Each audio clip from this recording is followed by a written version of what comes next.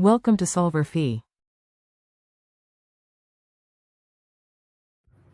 Okay, we've been shown a number of arrow pushing diagrams, and we're asked to find which one violates the rules for curved arrows. And I'll say right away the answer is number 1, and I will explain why that is. Okay, so here's the structure. I guess I should be explicit here with the lone pair on oxygen.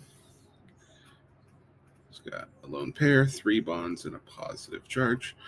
Okay, here's the structure shown for number 1, and the arrow pushing indicates that we're moving the bonds from this double bond to the neighboring single bond. And why this violates the rules is probably easiest to see if we simply draw the product that this arrow suggests we would be making. And we'll see why there's a problem with that. Okay. So if we were to, in fact, push this bond over, and maybe I'll color code this, like the double bond is blue there, and it'll be blue here to indicate that's the bond that moved. We'd get a positive charge on this carbon, right? And the oxygen would now be neutral, right? Charge neutrality is, or charge is neither created nor destroyed during the course of the reaction. Okay, but what's the problem now with our product? Well, let's take a look at how many electrons this oxygen is seeing, right?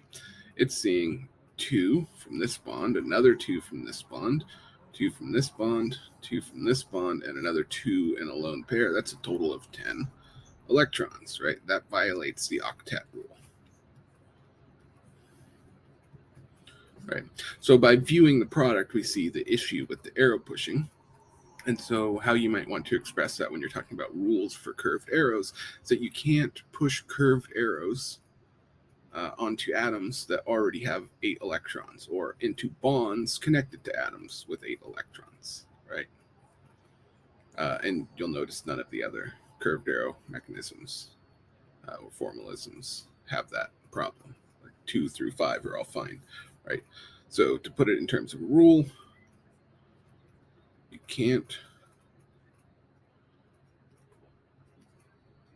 push electrons, let's say slash arrows, right? Because the arrows represent electrons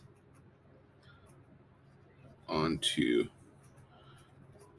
atoms with 8 electrons, or bonds connected to atoms with 8 electrons.